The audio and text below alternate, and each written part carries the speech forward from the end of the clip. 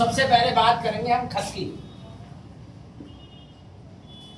क्या आपने पहले सुना होगा कि ईमेल जो होते हैं हमारे, आज का ईमेल का यूज क्यों किया जाता है? ईमेल शब्द सुना होगा पहली बार, ईमेल, इलेक्ट्रॉनिक मेल, इलेक्ट्रॉनिक पता।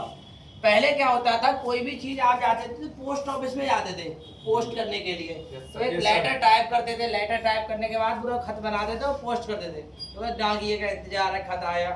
तो ये काम क्या था, एक ऑफलाइन प्रोसेस था। पहले आपके नौकरी के ही कॉल लेटर आते थे, ऑफलाइन आते थे, तो जिसके जरिए बहुत सारे लोगों की नौकरी पड़ोसी खा जाते थे। पड़ोसी खा जाते। रीजन क्या, उनकी इसका नौकरी लग रही है, उन पड़ोसी के हाथ चढ़ गया कॉल लेटर, उसने कहा देंगे ही नहीं। जब डेट निकल गई ज्वाइनिंग की, उस दिन कह रहा है ये भैया आपको एक लेटर आया था, ये आप पकड़ लीजिए। वो देखता तो डेट निकल चुकी। तो कई ऐसे लोग थे जो नौकरी से वंचित रह गए, किसकी वजह से, कि उस टाइम ईमेल का आविष्कार नहीं हुआ था। तो जो ईमेल था वो सही से काम नहीं कर पा रहा था, या बहुत सारी जगह पे ईमेल अवेयर नहीं था। तो इस चीज को लेकर ईमेल का विकास किया गया। ईमेल क्या होता है, इलेक्ट्रॉनिक मेल होता है, इलेक्ट्रॉनिक खत होता है। आज के टाइम में आप किसी को ईमेल करते हो तो एक जो लेटर पहले टाइप करते थे ऑफलाइन, उस ऑफलाइन को ना टाइप करके एक ऑनलाइन लेटर टाइप करने का मतलब होता है ईमेल। ईमेल का मतलब क्या होता है, इलेक्ट्रॉनिक मेल। अब इलेक्ट्रॉनिक मेल की आवश्यकता क्यों पड़ी, मैंने आपको ये बताया कि जो भी पहले अब पेपर कॉस्ट होता था, पेपर का खर्चा ज्यादा था, डाकिया जा रहा था, दिल्ली से पहुंच रहा था। मान लीजिए अगर आपको दिल्ली कोई चीज भेजनी है यहाँ से बरेली से दिल्ली के लिए, तो लगभग वर्किंग 7 डेज लग जाते थे। उसके बाद स्पीड पोस्ट का आविष्कार हुआ, स्पीड पोस्ट 3 डे के अंदर पहुंचा रही है चीजें, पर लगभग फिर भी 3 दिन लग रहा है। और आज के टाइम में विद इन 1 मिनट आपको वो चीजें पहुंच रही हैं, वो डॉक्यूमेंट पहुंच रहा है, सामने वाला उसे प्रिंट करके आराम से एक्सेस कर सकता है, ऑनलाइन भी एक्सेस कर सकता है। तो ये किसके माध्यम से हो रहा है, ईमेल, इलेक्ट्रॉनिक मेल। तो कह सकते हैं कि ईमेल एक इलेक्ट्रॉनिक मेल है जिसके द्वारा हम अपना ऑनलाइन पत्र व्यवहार, मतलब लेटर को भेज सकते हैं। अब लेटर में अगर आपको छुट्टी लेनी हो तो पहले क्या करते थे, ऑफलाइन छुट्टी के लिए पत्र लिखते थे, एप्लीकेशन लिखते थे। आज क्या है, ऑनलाइन एप्लीकेशन लिख सकते हो, किसके माध्यम से, ईमेल के माध्यम से।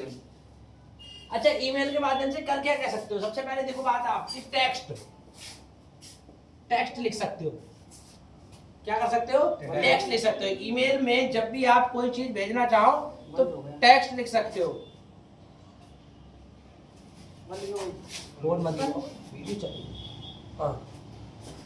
तो टेक्स्ट लिख सकते हो, साथ ही साथ आप फोटो भी इसके माध्यम से भेज सकते हो।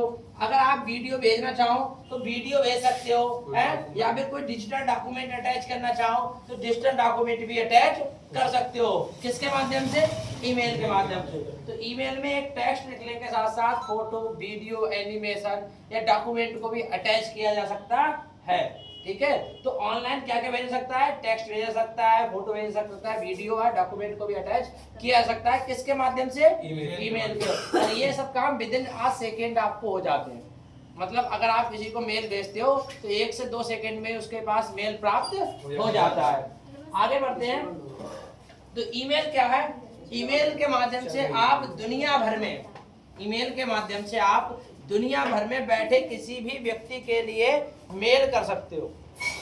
ईमेल के माध्यम से आप दुनिया भर में बैठे किसी भी व्यक्ति के लिए मेल कर सकते हो।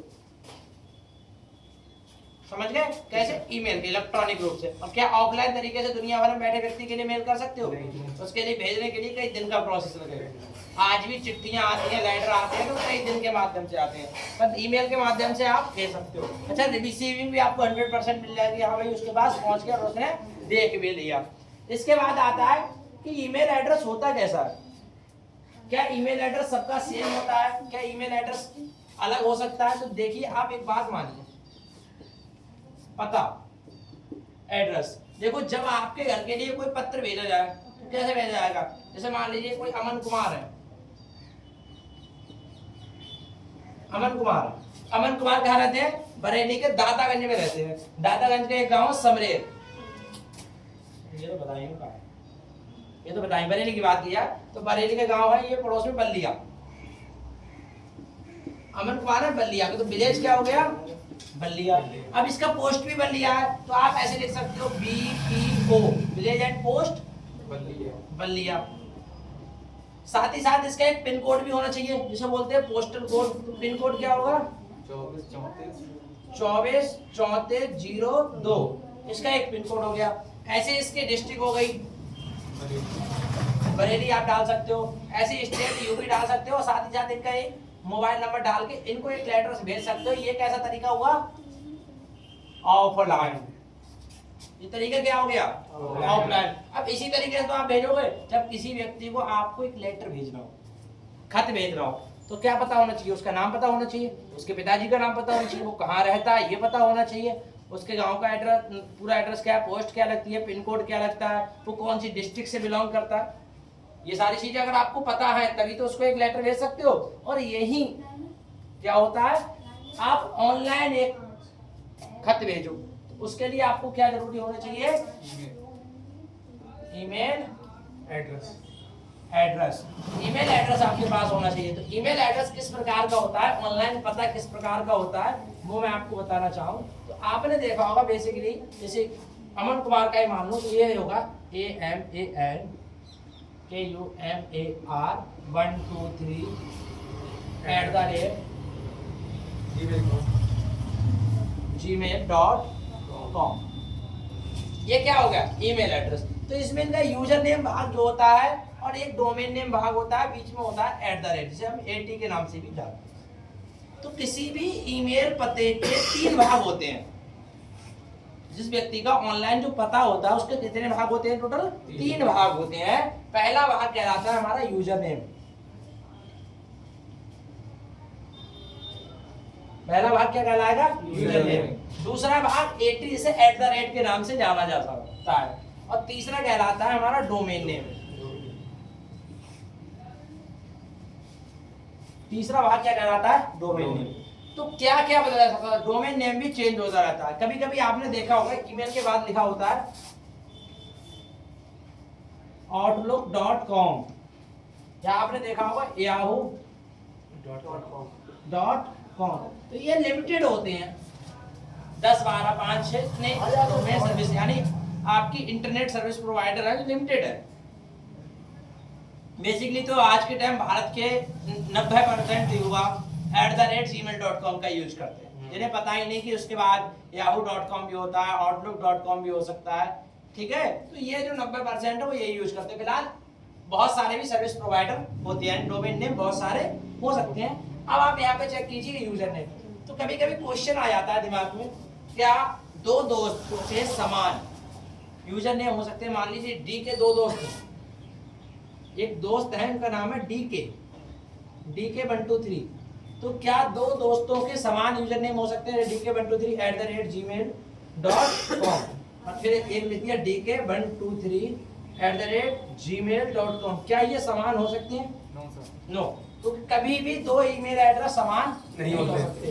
पूरे भारत के अंदर, पूरे विश्व के अंदर एक ही नेटवर्क पर एक ही ईमेल एड्रेस बना सकते हैं। तो जो ईमेल एड्रेस होता है वो ऑनलाइन पता होता है। जिस प्रकार से आपके घर जाने के लिए एक ऑफलाइन पते की आवश्यकता पड़ती है, उसी प्रकार ऑनलाइन जाने के लिए आपको एक ऑनलाइन पते की आवश्यकता होती है। उस ऑनलाइन पते को हम क्या बोलते हैं? Email address. यहाँ तक की कहानी समझ में आई? Yes sir. पक्का? Yes sir. ईमेल क्या होता है? एक इलेक्ट्रॉनिक मेल। जैसे आप ऑफलाइन पहले चिट्ठी लिखते थे, आज ऑनलाइन चिट्ठी लिखने के लिए किसका यूज करते हो? ईमेल का। और उस ईमेल को लिखने के लिए सबसे पहले आपको जरूरत पड़ती है, चाहे टेक्स्ट हो, बॉडी पार्ट हो, इन चीजों की जरूरत पड़ती है। और ईमेल में सबसे पहले भेजने के लिए एक एड्रेस की जरूरत होती है। उस एड्रेस को क्या बोलते हैं? User name @domain name. User name आप अपनी मर्जी से रखते हो, @ लगाने के बाद लिमिटेड डोमेन नेम है, उनको आप चूज कर सकते हो। चाहे @gmail.com हो सकता है, @outlook.com हो सकता है, @yahoo.com हो सकता है। ये लिमिटेड होते हैं और ये आप अपनी मर्जी से रख सकते हो, जो आपकी मर्जी है। ऑलराइट, यहाँ तक क्लियर है? आगे की बातें चलें। ठीक है। आज के टाइम में पूछा जाता है कि ईमेल का यूज कहाँ किया जा रहा है? ईमेल का उपयोग कहाँ किया जा रहा है? स्कूल में, कॉलेज में, हॉस्पिटल में, बिजनेस में, सभी जगह आजकल ईमेल का उपयोग किया जा रहा है। जैसे मान लीजिए आज अपने स्कूल को छुट्टी लिखनी है आपको, तो स्कूल के ऑफिशियल मेल पे क्या करोगे? rpkd.info.com, ये भी एक उसकी ईमेल आईडी हो सकती है ऑनलाइन। या फिर आपका कोई प्राइवेट संस्थान है, उसकी ऑफिशियल ईमेल आईडी नहीं है तो प्राइवेट क्या rpkd@gmail.com, तो ये हो सकती है। तो आपकी इस प्रकार की ईमेल आईडी हो सकती है। यहाँ पर आप स्कूल के लिए अपना कोई लेटर वगैरह भेज सकते हैं। तो स्कूल, कॉलेज, बिजनेस, बहुत सारी जगह पर इसका यूज किया जा रहा है। आगे चलते हैं, आपको देखने को मिले होंगे कि ईमेल और जीमेल क्या होता है। देखने को मिलेंगे दो चीजें कि ईमेल होता है, एक होता है जीमेल। तो आपने देखा होगा लिखा हुआ ईमेल और एक लिखा होगा जीमेल, तो दोनों में केवल नाम फुल फॉर्म का फर्क है। ईमेल का मतलब होता है इलेक्ट्रॉनिक मेल और जीमेल का मतलब होता है गूगल द्वारा भेजे जाने वाले मेल। तो ईमेल एक इलेक्ट्रॉनिक मेल होता है और जीमेल एक गूगल द्वारा भेजे जाने वाला मेल होता है, यानी गूगल मेल कहलाता है। और गूगल मेल की शुरुआत जो हुई थी 2004 में, 2004 में गूगल मेल की शुरुआत हुई थी। ये दुनिया का सबसे पहला लोकप्रिय ईमेल सेवाओं में से एक था। अच्छा, जब ईमेल की बात करें तो आपने देखा होगा एक होता है, कहा जाता है कि अनचाहे ईमेल, मतलब आप जिन ईमेल को नहीं चाहते हैं वो ईमेल आपके पास आते हैं, तो उन ईमेल को क्या कहा जाता है? तो उन ईमेल को कहा जाता है SPAM, स्पैम। स्पैम्स जो होते हैं वो अनचाहे ईमेल होते हैं, अनकॉमर्शियल ईमेल, जो आपको व्यापारिक रूप से जबरदस्ती सेंड किए जाते हैं, वो क्या होते हैं? अनकॉमर्शियल ईमेल। उन्हें क्या बोला जाता है? स्पैम। और जो स्पैम आपके किस फोल्डर में 30 डेज तक रहते हैं। तो ईमेल का यहाँ तक कॉन्सेप्ट समझ में आया? बस अगली वीडियो में आपको आगे का बढ़ा देंगे। ठीक है, आज के लिए थैंक यू। Thank you.